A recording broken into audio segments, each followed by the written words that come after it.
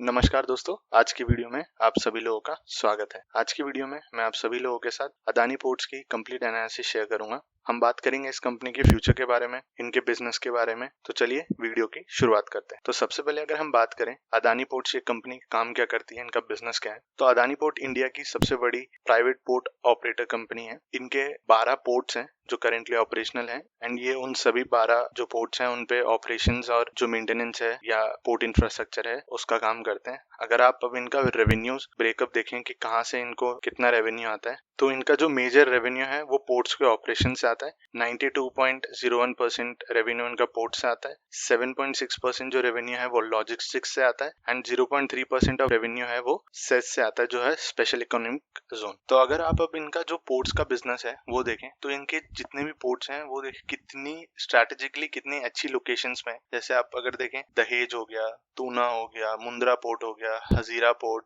फिर यहाँ पे एन्नोर का पोर्ट हो गया, कृष्णपट्टनम हो गया। उसी के साथ अगर आप उनकी कैपेसिटी भी देखें तो जितने भी वेस्ट कोस्ट हैं उनकी जो टोटल कैपेसिटी है वो 335 MMT है एंड जो ईस्ट कोस्ट है वहां पे जो कैपेसिटी है वो 227 MMT है। एंड जो इनका मुंद्रा पोर्ट है वो लार्जेस्ट कमर्शियल पोर्ट है बाई वॉल्यूम्स में। करेंटली जो 2 पोर्ट्स हैं वो इनके अंडर कंस्ट्रक्शन है एंड जो टोटल इनका कार्गो का कैपेसिटी है वो 560 MMT है। एंड वहीं पे अगर आप देखें तो जो इनका सेस बिजनेस है स्पेशल इकोनॉमिक जोन्स, वहाँ पे इनके पास 12,000 एकर्स ऑफ लैंड है जो इनके पोर्ट एरियाज के आसपास है, जो कि कस्टमर्स को इंटीग्रेटेड लॉजिस्टिक्स प्रोवाइड करती है। वहाँ पे जो कस्टमर्स हैं अपनी कंपनी सेटअप कर सकते हैं और उनको लॉजिस्टिक के रिलेटेड जो सर्विसेज हैं वो प्रोवाइड की जाती है। तो जैसे कि मैंने वीडियो के थंबनेल में बताया कि जो फ्यूचर किंग का जो टर्म मैंने इसको दिया उसको जस्टिफाई करने से पहले अगर आप यहाँ पे देखें इनके जो वॉल्यूम्स हैं, तो जो नॉन कोल कार्गो वॉल्यूम्स हैं वो आप देख सकते हैं कि FY21 में 169 MMT थे एंड वहीं FY2022 में वो 209 MMT तक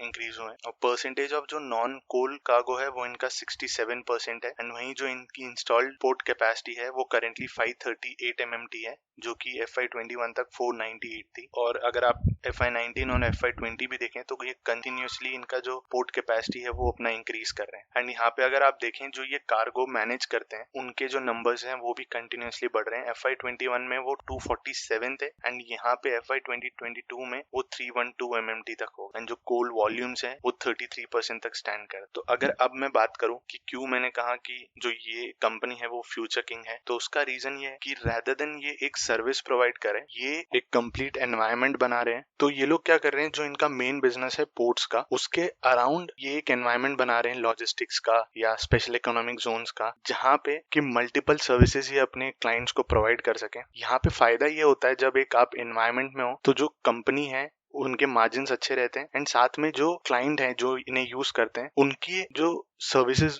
वो अपने क्लाइंट्स को दे रहे होते हैं तो वो हैजल फ्री होती हैं, क्योंकि अलग अलग जगहों से अलग अलग चीजें नहीं करनी पड़ती बिकॉज ये पूरा मैनेज करते हैं। तो ऐसा जो एनवायरनमेंट अगर कोई कंपनी बनाती है तो लॉन्ग टर्म में वो बहुत ज्यादा सक्सेसफुल रहता है एंड जो क्लाइंट्स भी होते हैं वो ऐसे एनवायरनमेंट के साथ लंबे समय तक जुड़े रहते हैं बिकॉज इससे उनका बहुत ज्यादा फायदा होता है। तो ये जो एनवायरनमेंट की मैंने बात की इसको अब थोड़ा हम कंप्लीट तरीके से समझते हैं। तो जो इनका सेकेंड मेन रेवेन्यू सोर्स है लॉजिस्टिक्स का, तो ये कर क्या रहे हैं कि पोर्ट्स के साथ ही स्पेशल इकोनॉमिक जोन्स के साथ ये लॉजिस्टिक्स प्रोवाइड कर रहे हैं। मान लीजिए कोई क्लाइंट इनके पास आता है, उसको कोई प्रोडक्ट है बल्क में उसको कहीं और डिलीवर करना है, तो ये जो क्लाइंट है उसके डोर स्टेप से कस्टमर के डोर स्टेप तक वो प्रोडक्ट प्रोवाइड कर सकते हैं बिकॉज इन्होंने जो अपना लॉजिस्टिक है वो उस तरीके से बना रखा है। तो अगर आप यहाँ पे देखें भी तो इनके जो लॉजिस्टिक्स हैं, ट्रेन्स अराउंड 60 ट्रेन्स हैं इनके पास as of FY21। 5 multimodal parks हैं इनके पास जो कि अलग अलग जगहों को कनेक्ट करते हैं एंड 0.87 MMT कैपेसिटी के साथ इनके पास ग्रेन सिलॉस है जहाँ पे ग्रेन्स को स्टोर किया जाता है।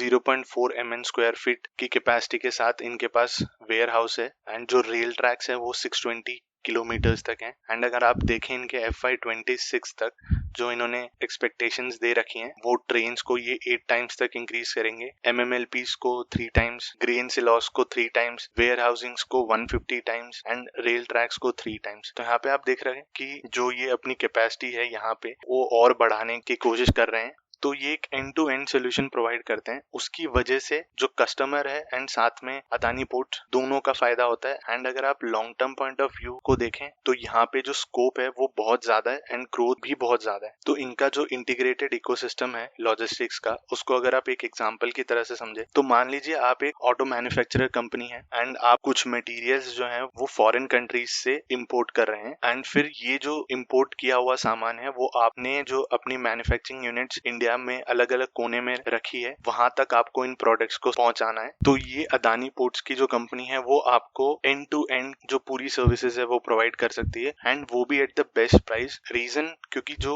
इनका इंटीग्रेटेड लॉजिस्टिक है उसकी वजह से। तो अब तक तो हमने इस कंपनी के बिजनेस की बात की। अगर आप इनका शेयर होल्डिंग पैटर्न देखें एज ऑफ जून 2022 तो जो प्रमोटर्स होल्डिंग है वो 66.02% है, जिनमें से अराउंड 9% जो है वो प्लेज्ड है। म्यूचुअल फंड्स की होल्डिंग 4.92%, डोमेस्टिक इंस्टीट्यूशंस की 10.14%, फॉरेन इंस्टीट्यूशंस की 14.24% एंड रिटेल एंड अदर्स की 4.68%। अगर आप इंडिविजुअल जो शेयर होल्डिंग पैटर्न है वो देखें तो अगर आप प्रमोटर्स होल्डिंग देखें तो करेंटली 66.02 है। तो कंटिन्यूसली आप देख रहे हैं कि जो प्रमोटर्स होल्डिंग है वो कंटिन्यूसली इंक्रीज हो रही है एंड साथ ही में जो प्लेज परसेंटेज है वो भी कम हो रहा है। प्रीवियसली ये 9 to 10% हुआ करता था, करेंटली ये 8% के अराउंड है। एंड अगर आप म्यूचुअल फंड्स की होल्डिंग देखें करेंटली 4.92% है, वहीं पिछले क्वार्टर्स में 5.09% थी। अगर आप अदर डोमेस्टिक इंस्टीट्यूशंस की होल्डिंग देखें तो जो मार्च का क्वार्टर था वहां पे 10.23% एंड जून के क्वार्टर में 10.14%। अगर आप FIIs की भी होल्डिंग देखें तो लास्ट जो क्वार्टर था मार्च का वहां पे 14.26% एंड करेंटली 14.24%। वहीं अगर आप रिटेल एंड अदर्स का देखें शेयर होल्डिंग पैटर्न तो करेंटली 4.68% एंड लास्ट जो क्वार्टर था वहां पे 4.87%। तो इनका जो शेयर होल्डिंग है वो एक डाइवर्सिफाइड शेयर होल्डिंग है।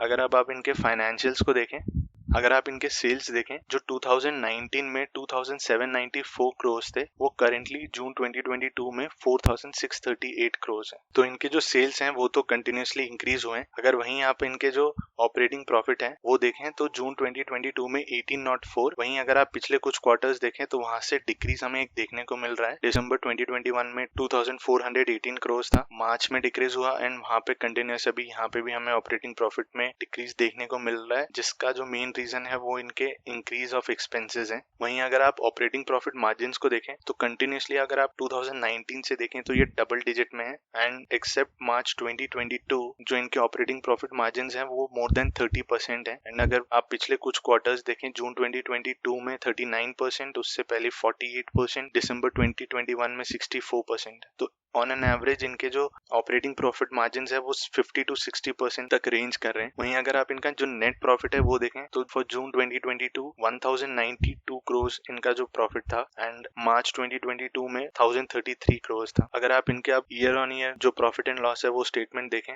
तो 2011 में जो इनके सेल्स 2000 करोड़ के थे वो मार्च 2022 तक 15,934 करोड़ तक हो चुके हैं। तो एक रैपिड ग्रोथ हमें यहाँ पे देखने को मिली है। वहीं अगर आप ऑपरेटिंग प्रॉफिट भी देखें तो मार्च 2011 में 1299 करोड़, करेंटली 1882 करोड़ जो इनका ऑपरेटिंग प्रॉफिट मार्जिन्स है। अगर आप यहाँ पे देखें तो ऑन एन एवरेज 50 to 60% के जो इनके ऑपरेटिंग प्रॉफिट मार्जिन्स हैं एंड ये एक बहुत अच्छी बात है कि जो इनके ऑपरेटिंग प्रॉफिट मार्जिन्स है वो इतने हाई हैं। जो अगर आप नेट प्रॉफिट भी देखें तो मार्च 2022 के लिए इनका जो नेट प्रॉफिट था वो 4795 करोड़ था एंड अगर आप मार्च 2011 से देखें तो कंटिन्यूसली यहाँ पे इनके प्रॉफिट्स हैं वो इंक्रीज हो रहे हैं। तो अगर अब हम इनके कैश फ्लो स्टेटमेंट्स को देखें तो यहाँ पे आप देख सकते हैं कैश फ्लो फ्रॉम ऑपरेशंस है वो इनका हमेशा पॉजिटिव है। मार्च 2022 में जो कैश फ्लो फ्रॉम ऑपरेशन है वो 9800 करोड़ तक था एंड जो नेट कैश फ्लोज हैं आप देखें तो मार्च 2022 में 4419 करोड़ था। तो ये तो हमने बात की इस कंपनी के बिजनेस के बारे में, इनके फाइनेंशियल के बारे में एंड अब मैं आप सभी के साथ इस कंपनी के रिगार्डिंग जो मेरा ओपिनियन है वो शेयर करने वाला हूँ। तो सबसे पहले अगर पॉजिटिव्स की बात करें इस कंपनी के लिए जो मुझे लगती हैं तो सबसे पहला जो पॉजिटिव मैंने आपको बताया कि जो इनका इंटीग्रेटेड सिस्टम है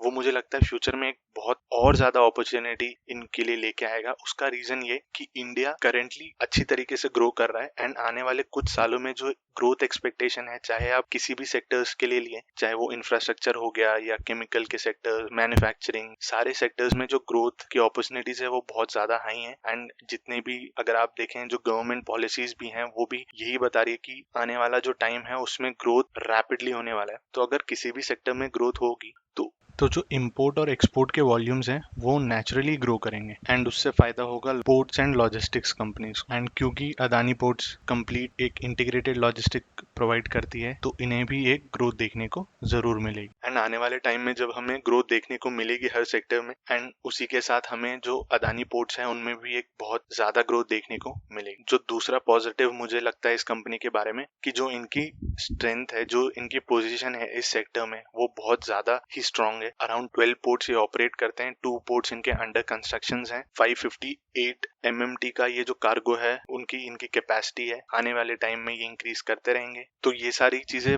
बताती है कि इनके लिए जो चैलेंजेस हैं वो बहुत कम होने वाले हैं। जो एक और पॉजिटिव मुझे इस कंपनी के बारे में लगता है वो है इनके फाइनेंशियल्स के जो नंबर्स हैं, अगर आप देखें तो कंटिन्यूसली इंक्रीज हो रहे हैं। अगर आप इनका ऑपरेटिंग प्रॉफिट मार्जिन भी देखें तो वो बहुत ज्यादा हाई है, बिकॉज मोस्टली हम जो कंपनीज देखते हैं वहां पे जो ऑपरेटिंग प्रॉफिट मार्जिन है वो डबल डिजिट्स में होंगे भी तो लेस देन 20% रहते हैं। यहाँ पे on an average more than 40% के जो ऑपरेटिंग प्रॉफिट मार्जिन है, सेल्स कंटिन्यूसली इंक्रीज हो रहे हैं, ऑपरेटिंग प्रॉफिट इंक्रीज हो रहे हैं, तो ये अच्छी बात है इस कंपनी के रहने। तो अगर बात करें कि कुछ नेगेटिव्स हैं क्या जो इस कंपनी के बारे में मुझे लगती है, तो मेरी 2 कंसर्न्स है इस कंपनी के रिगार्डिंग। पहला है कि जो प्रमोटर प्लेजिंग है, अराउंड 8% प्रमोटर्स ने अपना जो स्टेक है वो प्लेज कर रखा है, तो वो एक कंसर्न मुझे लगता है। इवन तो कि जो प्लेजिंग परसेंटेज है वो धीरे धीरे डिक्रीज हो रही है, लेकिन फिर भी ये कंसर्न है जो मुझे लगता है। एंड जो दूसरा कंसर्न है मुझे इस कंपनी के रिगार्डिंग वो है इनका डेट टू इक्विटी रेशियो। तो करेंटली इनका debt to equity ratio more than 1 है। तो ये 2 कंसर्न है जो मुझे इस कंपनी के रिगार्डिंग लगते हैं। एंड आप भी अपने जो कंसर्न है या